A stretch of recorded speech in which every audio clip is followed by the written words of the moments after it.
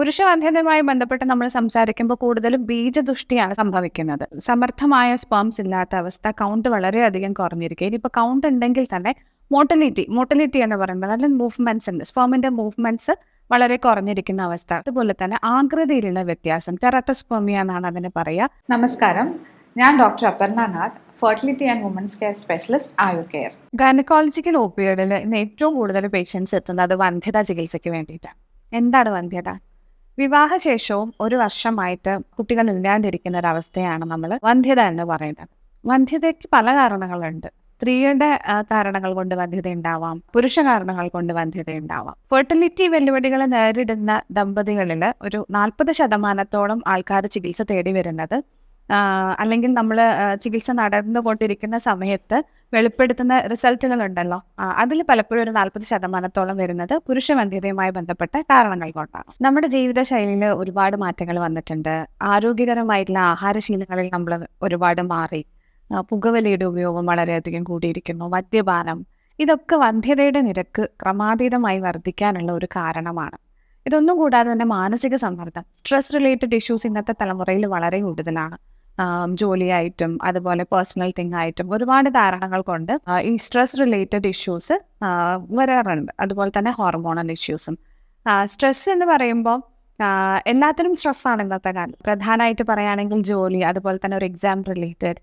ഇപ്പോഴത്തെ കുട്ടികളൊക്കെ എഡ്യൂക്കേഷനിൽ കൂടുതൽ കോൺസെൻട്രേറ്റ് ചെയ്യുന്നത് കൊണ്ട് തന്നെ വിവാഹ ശേഷവും ഇത്തരത്തിലുള്ള എഡ്യൂക്കേഷനുമായി ബന്ധപ്പെട്ടുള്ള കോഴ്സുകളൊക്കെ ചെയ്യുന്നുണ്ടാവും. അതും ഒരു കാരണമായിട്ട് കണ്ടുവരുന്നുണ്ട്. സ്ട്രെസ് റിലേറ്റഡ് ഇഷ്യൂസ് ഭയങ്കരമായിട്ട് വർദ്ധിച്ചു വരുന്ന ഒരു സാഹചര്യം തന്നെയാണ് ഇപ്പോൾ കാണുന്നത്. അതുപോലെ തന്നെ ഈ അസുഖങ്ങളുമായിട്ട് ബന്ധപ്പെട്ട് ചില അസുഖങ്ങൾ കാണാം. നമുക്ക് വെരിക്കോസീൽ എന്നൊക്കെ പറയും. വെരിക്കോസീൽ എന്ന് പറഞ്ഞാൽ സ്ക്രോട്ടത്തിന്റെ ഉള്ളിൽ ഞരമ്പുകൾ പിണഞ്ഞു കിടക്കുന്ന അവസ്ഥയാണ്. ഇത് ക്രമാതീതമായ സ്ക്രോട്ടത്തിന്റെ ഉള്ളിലെ ടെമ്പറേച്ചർ ഇൻക്രീസ് ചെയ്യുന്നതിനും സ്പേം പ്രൊഡക്ഷൻ എന്നുള്ള ഒരു പ്രോസസ്സിനെ ബാധിക്കുകയും അതുപോലെ കൗണ്ട് കുറയും ചെയ്യുന്നുണ്ട്. പുരുഷവന്ധ്യതയുമായി ബന്ധപ്പെട്ട് നമ്മൾ സംസാരിക്കുമ്പോൾ കൂടുതലും ബീജദുഷ്ടിയാണ് സംഭവിക്കുന്നത്.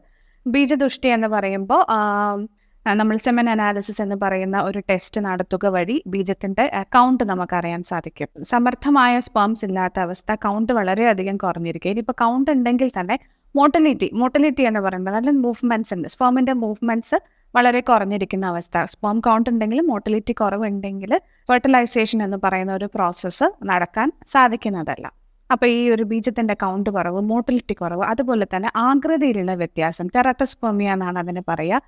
സ്പേമിന്റെ ഹെഡ് ടെയിലിൽ വരുന്ന ആകൃതി വ്യത്യാസങ്ങളൊക്കെ ഇതിന്റെ ഒരു ഭാഗമായിട്ട് ഉണ്ടാവുന്നതാണ്. ഇതൊക്കെ ഈ ക്വാളിറ്റി സ്പേം എന്ന് പറയുന്ന കൺസെപ്റ്റിനെ ഇല്ലാണ്ടാക്കുന്നു.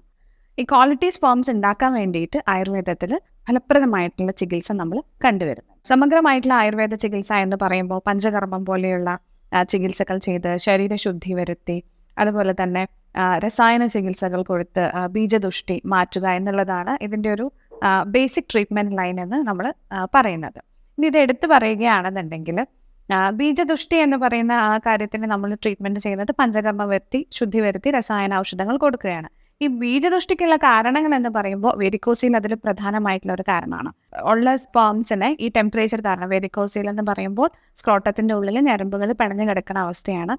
ഇത് കാരണം ആ സ്ക്രോട്ടത്തിന്റെ ടെമ്പറേച്ചർ അധികമാവുകയും ഉണ്ടായ സ്പേം ഡെഡ് സ്പേംസ് ആയിട്ട് പോകാനുള്ള സാധ്യതകളും ഭയങ്കര കൂടുതലാണ്.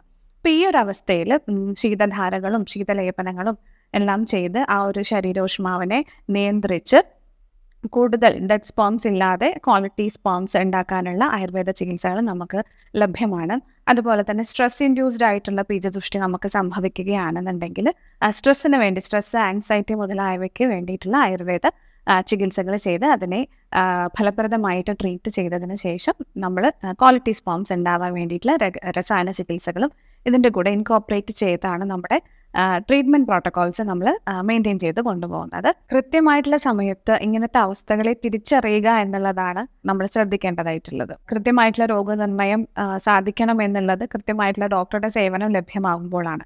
അതിനനുസരിച്ചുള്ള ടെസ്റ്റുകൾ ചെയ്തും രോഗനിർണയത്തിന് ശേഷം മാത്രമാണ് നമ്മൾ ചികിത്സയിലേക്ക് കടക്കുന്നത്. ഇത്തരത്തിലുള്ള പ്രശ്നങ്ങളിലൂടെ നിങ്ങൾ കടന്നു പോവുകയാണെന്നുണ്ടെങ്കിൽ ശാസ്ത്രീയമായിട്ടുള്ള ആയുർവേദ ചികിത്സ ലഭ്യമാണ്. അത് പരമാവധി പ്രയോജനപ്പെടുത്തേണ്ടതുമാണ്.